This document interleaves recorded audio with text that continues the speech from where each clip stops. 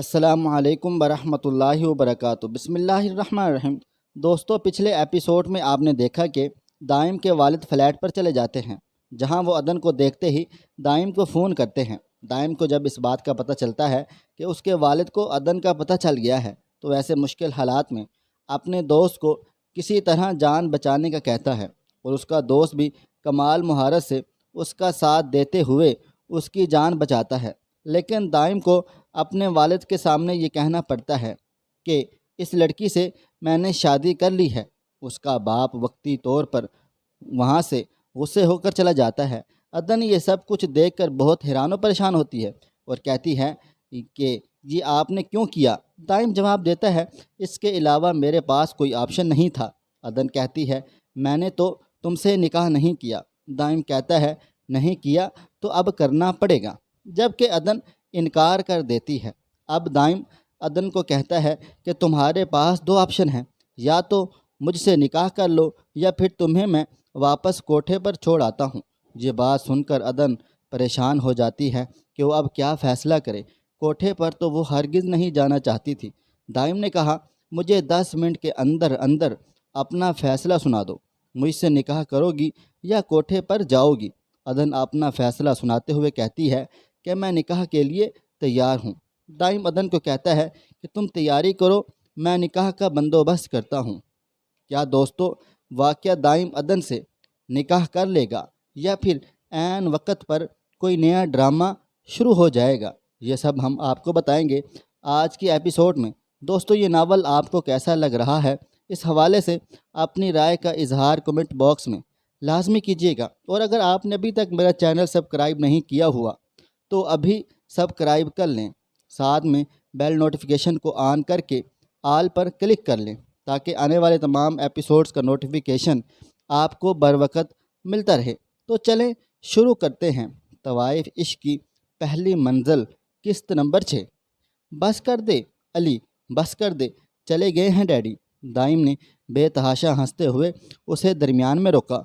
تو پہلے بک دیتا نا، میں تو انکل کو بلیک میل کرنے کے لیے 150 ڈائیلاگ سوچ کر بیٹھا ہوا ہوں۔ ویسے بھی انکل کو سب سے زیادہ عزیز کرسی ہی ہے، جو کام کروانا ہے انہی دنوں میں کروایا کر۔ مشورے کا بہت شکریہ۔ اب ذرا کھل کے بتا، معاملہ کیا تھا؟ وہ تجھے بعد میں بتاؤں گا، پہلے ایسا کر، ایک نکاح خواں اور چند گواہوں کا بندوبست کر، صرف آدھے گھنٹے کے اندر اندر جلدی سے سب کو فلیٹ پہ لے کر آ جا۔ I am waiting. او بھائی، تیرا دماغ کہیں سیر تو نہیں کرنے گیا ہوا؟ بریک پہ پاؤں رکھ لے۔ پہلے نقلی نکاح، اب اصلی نکاح، تو بتاتا کیوں نہیں ہے؟ مسئلہ کیا ہے تیرا؟ تم آؤ گے تو ہی بتاؤں گا۔ فی الحال سب کو لے کے پہنچ، اور صرف اعتماد والے بندے لانا، اور ہاں، رابی کو بھی ساتھ لے کے آنا، آنٹی کو بھنک بھی نہ پڑے۔ اچھا ٹھیک ہے، آتا ہوں، پر بارات کہاں لے کے جانی ہے؟ کون سی بارات؟ نکاح یہیں میرے فلیٹ پہ ہوگا۔ کیا مطلب؟ دلہن پہلے سے ہی موجود ہے کیا؟ اوہ مائی گاڈ! دائم تلال آج تو میرے دل کے چاروں خانوں سے اتر گیا ہے۔ Shut up! جتنا کہا ہے بس اتنا کر، آدھے گھنٹے کے اندر پہنچو۔ آدھا نہیں یار، 1 گھنٹہ لگ جانا ہے۔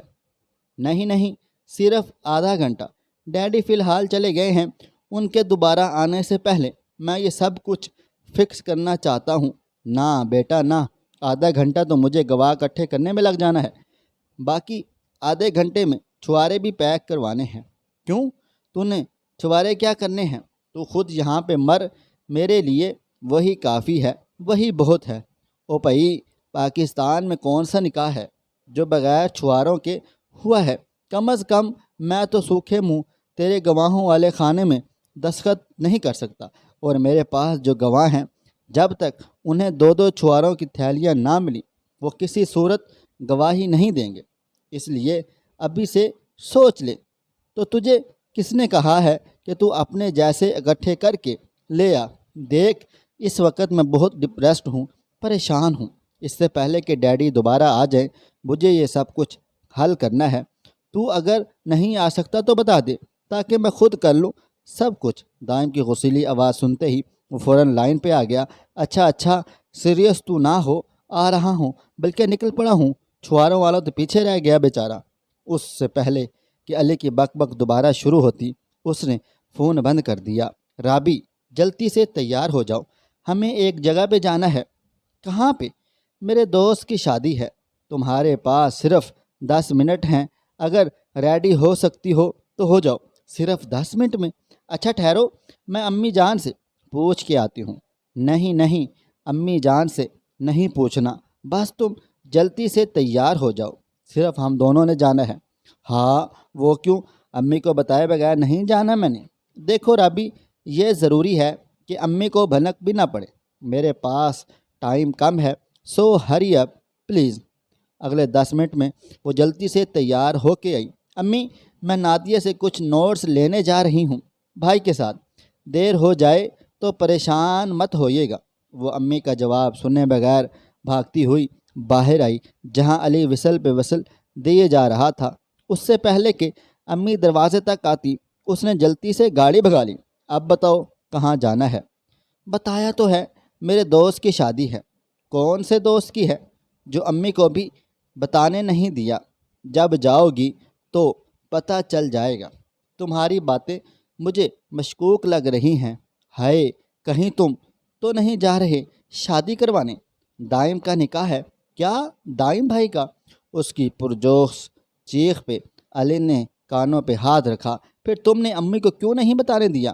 اس لیے کہ وہ گھر والوں کے علم میں لائے بغیر شادی کر رہا ہے۔ ہائے اللہ، یعنی خفیہ شادی کیوں کر رہے ہیں وہ؟ ایسا تمہیں روکنا چاہیے تھا انہیں۔ اگر انکل کو پتہ چل گیا تو؟ میرے کہنے پہ تو نہیں رکا، تم جا کے روک لینا اسے، برائے مہربانی میرا سر نہ کھاؤ، چپ کر کے بیٹھو۔ لڑکی کے گھر والے مان گئے کیا اس شادی کے لیے؟ یہ دیکھو میں ہاتھ جوڑتا ہوں، منہ بند کر لو، وہاں جا کے سب کچھ پتہ چل جائے گا۔ اسے چپ کروا کے وہ موبائل پہ مصروف ہو گیا۔ نواب عالم پہ بھائی کی موت کی خبر بجلی بن کے گری تھی۔ ساری عمر وہ بھائی سے دور رہے تھے، مگر اب اس کی موت نے انہیں ہلا کے رکھ دیا تھا۔ ایسا لگ رہا تھا جیسے جسم کا ایک حصہ مفلوج ہو گیا ہو۔ ہوا کیا تھا اسے؟ کل تو وہ بالکل ٹھیک ٹھاک گیا تھا میرے پاس سے، پھر ایک دن میں یہ سب کیسے ہو گیا؟ بس آپ ہی کے پاس سے ہو کر آئے تھے، آتے ہی طبیعت خراب ہو گئی ان کی۔ میر عالم کے چھوٹے بیٹے نے روکھے لہجے میں جواب دیا۔ نواب عالم ضبط کے گھونٹ بھر کے رہ گئے تھے۔ عبداللہ نے ان کے ہاتھ پہ ہاتھ رکھ کر تسلی دی۔ جہانگیر کہاں ہے؟ نبیل؟ عبداللہ نے چھوٹے نبیل سے پوچھا۔ جب سے وہ آئے ہیں جہانگیر نظر نہیں آیا۔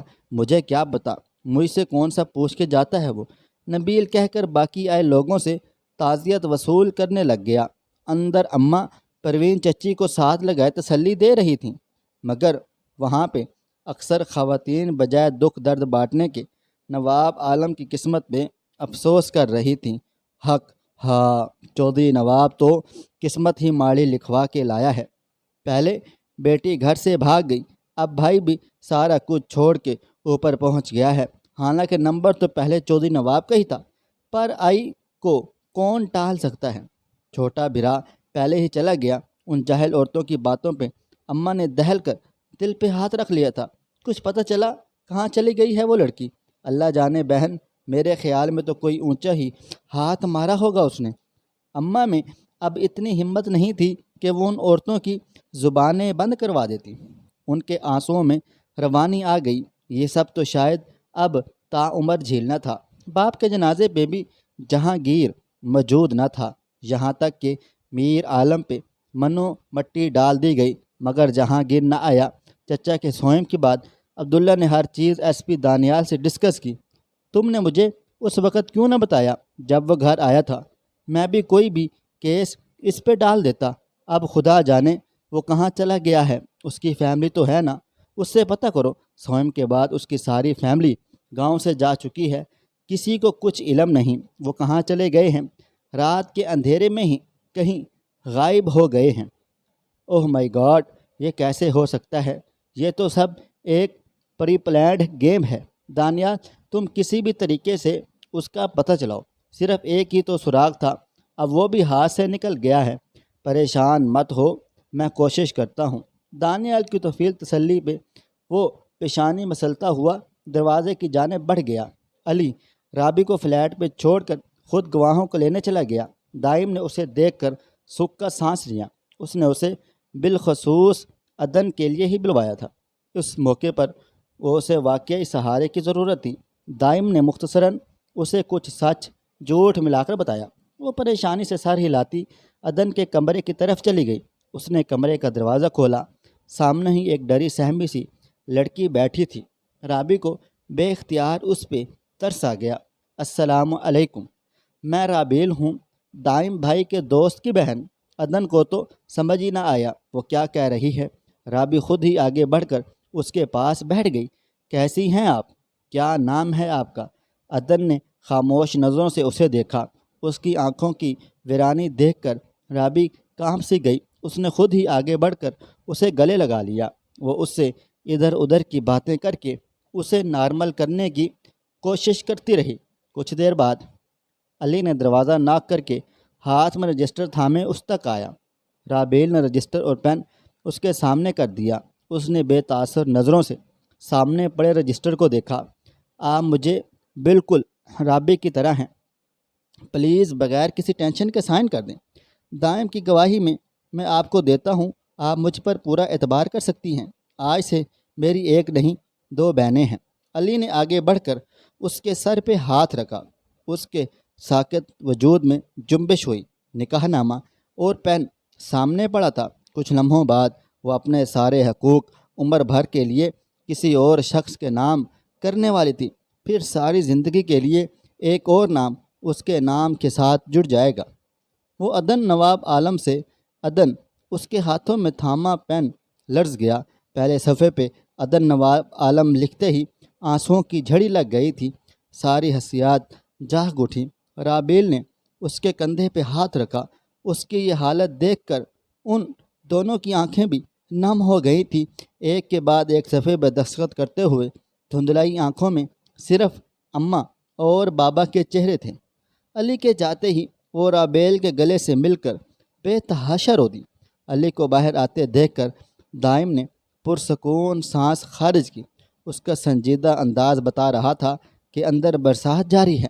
نکاح کے بعد سب کو فارغ کر کے وہ حال میں اس کے پاس آ بیٹھا۔ بھابھی کا خیال رکھنا، ان کی کنڈیشن ٹھیک نہیں ہے، وہ پہلے ہی اتنے برے حالات سے گزر چکی ہیں۔ اس کی بات پہ دائم نے سر ہلایا۔ تبھی رابیل کمرے سے نمودار ہو گئی۔ بھائی تم نے گھر جانا ہے تو چلے جاؤ، آپی کی طبیعت ٹھیک نہیں ہے، مجھے آج رات یہیں رہنے دو، وہ بہت زیادہ ڈسٹرب ہیں۔ علی نے کن اکھیوں سے دائم کی طرف دیکھا جو نفی میں سر ہلا رہا تھا۔ اس کے حلق سے بے اختیار کہکا امڑ آیا۔ اس میں ہنسنے والی کون سی بات ہے؟ رابیل نے غصے سے اسے دیکھا۔ نہیں میں تمہاری بات پہ تو نہیں ہنسا۔ ٹھیک ہے، اگر تم نے رہنا ہے تو رہ لو، کوئی مسئلہ نہیں۔ کیوں دائم؟ اس نے مسکراہٹ دبا کر دائم سے کہا، اور دائم نے اس طرح ارد گرد دیکھا جیسے اس کے سر پہ میں نے مارنے کے لیے کوئی چیز ڈھونڈ رہا ہوں۔ رابی واپس کمرے میں چلی گئی، جبکہ علی وہیں صوفے پہ لیٹ گیا۔ اٹھ اور دفع ہو جا یہاں سے۔ دائم اس کے سر پہ آ کے کھڑا ہو گیا۔ نہیں یار، آج میرا دل کر رہا ہے تجھے اکیلا نہ چھوڑوں۔ چل آج کی رات تیرے پاس ہی ہوں، جتنے دکھ سکھ کرنے ہیں آج ہی کر لے۔ بہت زیادہ شکریہ، کوئی ضرورت نہیں ہے مجھے تیرے ساتھ سر پھوڑنے کی۔ مجھ سے ذرا تمیز سے بات کر۔ ابھی نیہا کو فون کر کے تیرے تازہ نکاح کی اطلاع دے دی نا، تو نے مرہم پٹی کے لیے بھی مجھے ہی فون کرنا ہے۔ علی کے کہنے پر اس کے چہرے پہ مسکراہٹ آ گئی تھی۔ بک بک کر کے تو نہیں تھکتا، جتنی مرضی کروا لو۔ ہاں مجھے یاد آ گیا، امی تم دونوں کو ڈنر پہ انوائٹ کرنا چاہتی ہے، بتاؤ پھر کب تک آؤ گے؟ علی کے کہنے پر ان دونوں کو کہہ کے حال میں گونج اٹھے۔ اگر تو بجائے فون کے سامنے کھڑا ہو کے یہ باتیں کرتا تو ڈیڈی نے میرے ساتھ ساتھ تجھے بھی عالم بالا میں پہنچا دینا تھا۔ اور رابیل سے کہنا آنٹی کو ابھی کچھ نہ بتائیں، یہ نہ ہو وہ مٹھائی لے کر ممی کو مبارکباد دینے آ جائیں۔ نہیں امی کو نہیں پتہ، تو ایسا کر اب کھانے کا بندوبست کر، چھوارے تو نے مجھے لانے نہیں دیے، سارے گواہ بھی مجھے کوستے ہوئے گئے ہوں گے۔ علی پھر سے سٹارٹ لینے لگا تھا۔ دائم نے وہیں بیٹھے بیٹھے رابی کو آواز دی، اسے کیوں بلا رہا ہے؟ دیکھ، ہم نے کہیں نہیں جانا، آج رات تو یہیں رہنا ہے۔ بھلا میں تجھے اس مشکل میں اکیلا چھوڑ کے جا سکتا ہوں؟ جی بھائی۔ تبھی رابیل باہر آئی۔ رابی، آنٹی کی بار بار کال آ رہی ہے۔ اوہ نو، کافی دیر ہو گئی ہے، امی بہت زیادہ پریشان ہو رہی ہوں گی۔ مگر آپی، اٹس اوکے، تم لوگ گھر جاؤ، بلا وجہ آنٹی ٹینشن لیں گی، اس نے سنجیدگی سے کہا، جبکہ علی کڑے تیوروں سے اسے گھورے جا رہا تھا۔ رابی، میں امی کو کہہ دیتا ہوں کہ تمہارے دوست کی طبیعت بہت زیادہ خراب ہے، کوئی ضرورت نہیں ہے جھوٹ بولنے کی۔ دائم نے اسے گھور کے دیکھا۔ بیٹا، ہم تیرے نکاح میں بھی جھوٹ بول کے ہی آئے ہیں، کوئی ناگن گن کے بدلے لوں گا۔ چلو رابی، امی پریشان ہو رہی ہوں گی۔ وہ منہ لٹکانے دروازے کی جانب بڑھ گیا۔ رابی بھی عدن سے مل کر اس کے پیچھے آ گئی۔ اب تو مجھ سے کسی شرافت کی توقع نہ رکھنا، ابھی کے ابھی نیہا کو فون کر کے میں ان کو بریکنگ نیوز دے دیتا ہوں۔ اللہ حافظ۔ علی کی دھمکی میں وہ مسکراتے ہوئے اندر آ گیا۔ ہینڈل پہ آہستہ سے ہاتھ رکھ کر اس نے دروازہ کھولا۔ عدن اس کو دیکھتے ہی بیڈ پر سے اٹھ کھڑی ہوئی۔ وہ چلتا ہوا اس کے پاس آ رکا۔ عدن کا سر مزید جھک گیا، نظریں اپنے سامنے موجود بلیک شوز پر تھیں۔ مجھے بالکل بھی اندازہ نہیں تھا یہ سب اتنی جلدی اور یوں اچانک ہو جائے گا۔ آپ پلیز مجھے غلط مت سمجھیے گا، یہ بہت ضروری تھا۔ جو ہوا وہ سب شاید ایسے ہی ہونا لکھا تھا۔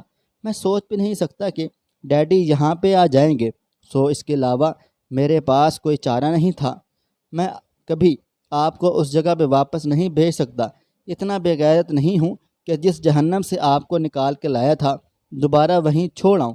اگر آپ کو یہاں چھوڑنے کے بعد میں نے کوئی خیر خبر نہیں لی تو اس کا یہ مطلب نہیں کہ میں آپ سے غافل ہو گیا تھا۔ میں نے اس لیے کوئی رابطہ نہیں رکھا تاکہ آپ خود کو سیکیور محفوظ کریں، سیکیور سمجھیں۔ اب آپ میری ذمہ داری ہیں، کسی سے ڈرنے یا گھبرانے کی ضرورت نہیں ہے۔ یہ فون رکھیں اپنے پاس، میں نے اپنا نمبر سیو کر دیا ہے، کوئی مسئلہ ہو تو فوراً مجھے کال کرنا، ٹھیک ہے؟ اس نے اس بات میں سر ہلایا۔ چلے آئیں، دروازہ اندر سے لاک کر لیں، مجھے ابھی آفس جانا ہے۔ ڈیڈی یا کوئی اور بھی آئے تو دروازہ ہرگز نہ کھولنا۔ میں شام کو آؤں گا، اوکے۔ وہ اسے خدا حافظ کہتا ہوا چلا گیا۔ اس کے جانے کے بعد وہ کمرے میں آئی اور آتے ہی سجدے میں گر گئی۔ وہ بغیر کچھ کہے صرف روئے جا رہی تھی۔ خدا نے اس کی عزت کی حفاظت کی تھی اور اب اسے محفوظ ہاتھوں میں سونپ چکا تھا۔ اس سے بڑی اور کیا نعمت ہو سکتی تھی کہ وہ ہچکیوں سے روئی جا رہی تھی۔ بعض اوقات ہمارے پاس اللہ سے کہنے کو کچھ بھی نہیں ہوتا، بہت کچھ کہنے کی خواہش کے باوجود زبان الفاظ کا ساتھ نہیں دیتی۔ اس وقت زبان بالکل گنگ ہو جاتی ہے، پھر دل کا غبار صرف آنسوؤں کے ذریعے ہی نکلتا ہے، اور وہ اللہ تو بندے کی شہرک سے بھی زیادہ قریب ہے۔ وہ تو پھر سب کچھ جانتا ہے، ہمارے ایک ایک انداز سے واقف ہے۔ وہ بھی بغیر کچھ کہے اس کے حضور سر رکھے روئے جا رہی تھی۔ اس وقت اس کی آنکھوں سے گرنے والے قطرے انمول تھے، کیونکہ یہ شکرانے کے آنسو تھے۔ سارا دن علی کے دھمکی بھرے میسیجز ملتے رہے۔ طلال نے بھی آفس کا چکر نہیں لگایا، اسے خود ہی سارا کام نمٹانا پڑا۔ ساری فائلز اور کیش بینک میں رکھوا کر واپسی پہ اس نے گاڑی مارکیٹ کی طرف موڑ دی۔ آج عدن کے وہی ہفتہ پہلے والے کپڑے پہنے دیکھ کر اسے بے انتہا ندامت ہوئی تھی۔ اب اس کے لیے کپڑے، جوتے، بیگز، پرفیومز، برش اور جانے کیا الا بلا خرید لایا تھا۔ وہ سارے شاپنگ بیگ گاڑی میں رکھ رہا تھا کہ جب قریب سے آنے والی آواز پہ وہ چونک اٹھا۔ ہائے دائم، تم یہاں؟ ہیلو نیہا، کیسی ہو؟ میں بالکل ٹھیک ہوں، تم کیا کر رہے ہو یہاں؟ کیوں، کیا کرتے ہیں مارکیٹ میں؟ یہ اتنی ڈھیر ساری شاپنگ کس کی ہے؟ اس سے پہلے کہ نیہا شاپنگ بیگ کھول کر چیک کرتی، اس نے جلدی سے دروازہ بند کر دیا۔ ظاہر ہے میری ہے، اور کس کی ہونی ہے؟ اگر تم آ ہی گئے ہو تو پلیز میرے ساتھ کچھ دیر کے لیے چلو، مجھے شاپنگ کرنی ہے۔ پلیز نیہا، تم خود ہی کرو، مجھے ابھی اور بھی بہت سارے کام ہیں۔ پلیز سوری، اسے کہہ کر اس نے فوراً گاڑی آگے بڑھا دی، مگر پچھلی سیٹ پر پڑے شاپنگ بیگ میں سے مہرون اور گولڈن کلر کا لیڈیز سوٹ نیہا کی نظروں سے نہ چھپ سکا۔ لیڈیز شاپنگ کا مجھے کوئی تجربہ نہیں، اس لیے جو سمجھ آیا وہی لے آیا ہوں آپ کے لیے۔ سوری، مجھے پہلے اس بارے میں خیال نہیں رہا، چیک کر لیں، جو چیز مسنگ ہے وہ بتا دینا۔ عدن نے جواباً فقط سر ہلانے پہ اکتفا کر لیا۔ اکیلی عورت کی اس معاشرے میں کوئی اہمیت نہیں ہے، تنہا عورت تنکے سے بھی زیادہ ہلکی ہوتی ہے۔ یہ لوگ اسے کبھی جینے نہیں دیتے، اس کے لیے ایک مرد کا ساتھ بہت زیادہ ضروری ہوتا ہے۔ وہ ہفتہ بھر سے یہاں موجود تھی، تب اس کو ان چیزوں کا خیال نہیں آیا، لیکن اب نکاح کے فقط چند گھنٹوں بعد ہی دائم کو اس کی ہر چیز کی فکر تھی۔ مرد ہر عورت کی اتنی پرواہ نہیں کرتا، وہ صرف اس کی پرواہ کرتا ہے جو ایک جائز رشتے میں اس کے ساتھ بندی ہوتی ہے۔ وہ بیڈ پہ پڑے شاپنگ بیگ کے ڈھیر کو دیکھتے ہوئے سوچ رہی تھی۔ صرف اس کو نارمل کرنے کے لیے وہ رات دیر تک بیٹھا، اس سے بات چیت کرتا رہا، باتیں کرتا رہا، مگر عدن نے اس کی کسی بات کا جواب ہوں یا ہاں سے زیادہ نہیں دیا۔ پھر بھی وہ اس سے ایسے بات کر رہا تھا جیسے برسوں کی شناسائی ہو۔ عدن، آئی نو یہ سارے سچویشن بہت زیادہ ٹف ہے آپ کے لیے، مگر میں پھر بھی چاہوں گا آپ خود کو نارمل کریں، جتنی جلدی ہو سکتا ہے حالات کو ایکسیپٹ کر لیں، یہ ہم دونوں کے لیے بہت زیادہ بہتر ہوگا۔ آئندہ میرے گھر میں سے کوئی بھی آئے تو یوں ڈری سہمی مت ملنا، ٹھیک ہے؟ پہلے کی بات اور تھی، but now every thing has been changed. خود کو پہچانیں، اب آپ وہ نہیں جو پہلے تھی۔ وہ مختصر الفاظ میں اس کو بہت کچھ باور کروا چکا تھا۔ میرا خیال ہے اب مجھے چلنا چاہیے، کافی دیر ہو گئی ہے، ڈیڈی لازمی انتظار کر رہے ہوں گے۔ وہ ٹائم دیکھتے ہوئے اٹھ کھڑا ہوا، جہاں اب گھڑی کی سوئیاں 12 سے آگے جا چکی تھیں۔ آپ جا رہے ہیں؟ نکاح سے لے کر اب تک یہ پہلا فقرہ تھا جو اس کی زبان سے ادا ہوا، یہ بھی دائم کے پچھلے 4 گھنٹے اکیلے بولنے کا ثمر تھا، جو اب وہ اس سے کچھ پوچھ رہی تھی۔ آپ کہتی ہیں تو رک جاتا ہوں۔ دائم نے مسکراتے ہوئے اس سے کہا، نہیں نہیں نہیں، میں تو یہ نہیں کہا۔ اوکے پھر ٹیک کیئر، نیند کی ٹیبلٹ لے لینا، میں ربیل سے کہوں گا وہ کل کو آپ کے پاس آ جائے گی۔ وہ جانتا تھا ابھی عدن کو سب سے زیادہ ضرورت صرف اسی کی ہے، پر اگر وہ رک جاتا تو طلال یقیناً اس کے ٹکڑے کرنے کے لیے صبح یہاں پہنچ جاتے۔ سونا چاہتے ہوئے بھی وہ اسے خدا حافظ کہہ کر چلا گیا۔ اگلی صبح جب معمول کے مطابق آفس کے لیے تیار ہو کر نیچے آیا، good morning every one, daddy کے علاوہ سب نے ہی اسے جواب دیا۔ وہ سنجیدگی سے اپنے سامنے آج کا پیپر پھیلائے، اس پہ کچھ پوائنٹس مارک کر رہے تھے۔ وہ ان کے بالکل سامنے آ کر بیٹھ گیا۔ کیا کر رہے ہیں آپ ڈیڈی؟ نظر نہیں آ رہا تمہیں؟ میں ہیلپ کر دیتا ہوں، اگر آپ کوئی مارکیٹنگ پوائنٹس چیک کر رہے ہیں تو۔ تم جو آج کل کر رہے ہو وہی کرو، اتنا ہی بہت ہے، مجھے نہیں چاہیے تمہاری کوئی بھی ہیلپ۔ ان کے دو ٹوک انداز پہ وہ چپ سا کر گیا۔ وہ ہمیشہ سے ہی طلال سے بہت زیادہ اٹیچ تھا، وہ بھی اس کی ہر غلطی کو ہنس کر ٹال جاتے تھے، مگر جواب اس نے کیا اس چیز نے واقعی انہیں دکھ دیا تھا۔ سو اب طلال کی یہ بے رخی اس سے بھی برداشت نہیں ہو رہی تھی۔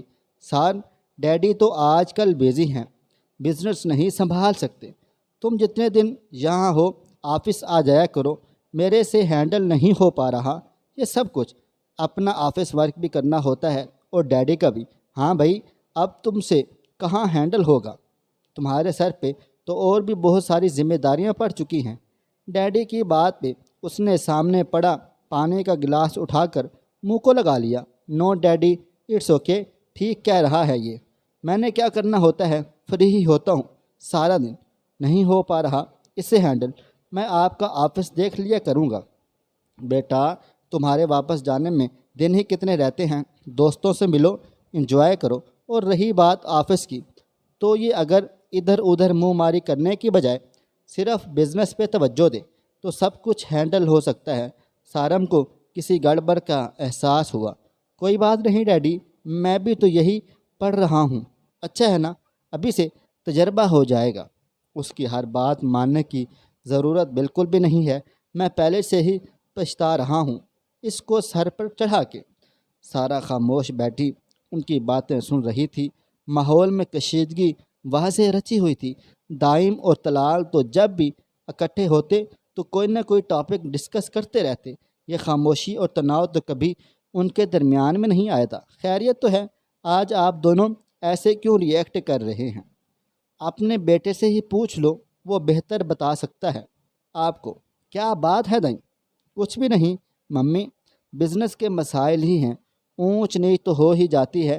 ڈیڈی بلا وجہ ٹینشن لے رہے ہیں۔ ڈونٹ وری ڈیڈی، اب سارم بھی آ جائے گا تو ہم دونوں مل کر سب کچھ ہینڈل کر لیں گے۔ طلال نے زیر لب اسے کسی مہذب لفظ سے نوازا۔ اس سے پہلے کہ ڈیڈی کوئی بھی راز افشا کرتے وہ جلدی سے اٹھ کھڑا ہوا۔ سارم، میں تمہارا انتظار کروں گا، جلدی آنا پلیز۔ اس کی بات پہ سارم نے سر ہلایا۔ تم جاؤ، میں اور ڈیڈی اکٹھے آ جائیں گے۔ وہ ایک نظر ڈیڈی پہ ڈالتا ہوا چلا گیا۔ آفس آ کر اس نے سب سے پہلے علی کو فون کیا۔ کیا ہے یار، سو تو لینے دیا کرو، صبح صبح کیوں فون کھڑکا دیا؟ مجھے تو یہ سمجھ نہیں آتی تمہیں میرے بغیر نیند کیسے آ جاتی ہے۔ ابھی اٹھو اور جا کے رابی کو عدنان کے پاس چھوڑ کر آؤ۔ یار میں کیسے چھوڑاؤں؟ امی سے کیا کہوں گا؟ کچھ بھی کہہ دینا، انہوں نے کون سا تم سے تفتیش کرنی ہے؟ یار میرا خیال ہے امی کو بتا دیتا ہوں سب کچھ، اس طرح میں کتنے بہانے کروں گا، آخر وہ نہیں بتائیں گی کسی کو۔ ہاں ہاں، تاکہ شام سے پہلے میرے گھر میں زلزلے آ جائیں۔ ویسے تو ایک بار سوچ، اگر امی مبارکباد دینے پہنچ گئی تو تیری ممی کو جو غش پڑنی ہے وہ تو پڑے گی ہی۔ نیہا بی بی نے بغیر ٹکٹ کے اوپر پہنچ جانا ہے۔ اپنی بات پہ وہ خود ہی کہہ لگا کر ہنس پڑا۔ بس ہو گئی تیری بیٹری چارج صبح صبح؟ اب اٹھو، رابی کو چھوڑ کر آ جلدی سے۔ اچھا یار اٹھ رہا ہوں، اور بھابھی سے کہنا اچھا سا ناشتہ بنا کے رکھیں، میں بس کچھ دیر میں پہنچتا ہوں۔ جو ٹھونسنا ہے گھر سے ٹھونس کر آ جانا، اس کی پہلے ہی طبیعت ٹھیک نہیں۔ اوئے ہوئے رانجھے، بڑے درد اٹھ رہے ہیں نا۔ رابی کو بھیجنے کے بجائے تو خود کیوں نہیں چلا جاتا؟ مشورہ تمہارا اچھا ہے، پر میں اس پہ عمل نہیں کر سکتا کیونکہ ڈیڈی نے آج آفس آنا ہے۔ ہائے ہائے، یہ تو ایک ڈیڈی بنا کسی کی دال نہیں گلنے دیتے۔ بس بس، زیادہ بک بک نہیں، ابھی میں مصروف ہوں، بائے۔ کچھ دیر بعد سارم اور ڈیڈی بھی پہنچ گئے۔ طلال تو ناک کی سیدھ میں چلتے ہوئے اپنے آفس میں چلے گئے، جب کہ سارم اس کے پاس آ گیا۔ مسئلہ کیا چل رہا ہے تم دونوں میں؟ اتنے دنوں سے میں بھی سب کچھ خود ہی سنبھال رہے تھے، اب میری یاد کیسے آ گئی؟ وہاں ڈیڈی سیدھے منہ بات نہیں کر رہے اور یہاں تمہارا منہ لٹکا ہوا ہے۔ ڈیڈی سے نہیں پوچھا؟ تم نے پوچھا تھا، انہوں نے کہا اپنے لاڑلے سے پوچھ لینا۔ اب ممی کی طرح مجھے بھی یہ مت کہہ دینا کہ بزنس کا مسئلہ ہے۔ تم ٹھیک کہہ رہے ہو سامی، بات واقع بزنس کی نہیں ہے، مسئلہ میری پرسنل لائف کا ہے۔ وہ اتنا کہہ کر خاموش ہو گیا تھا۔ یو کین ٹرسٹ آن می، تم مجھ پر اعتبار کر سکتے ہو۔ بتاؤ کیا بات ہے؟ تم پہ ٹرسٹ ہے اس لیے تمہیں یہاں بلوایا ہے، گھر پہ یہ بات نہیں کر سکتا تھا۔ دوستو، کیا دائم اپنے بھائی کو ساری بات بتا دے گا؟ اور کیا اس کا بھائی اس کی کوئی مدد کرے گا، یا پھر علی کی بہن ان کا یہ راز کھول دے گی؟ آپ کو کیا لگتا ہے؟ کمنٹ باکس میں لازمی بتائیے گا۔ اللہ حافظ۔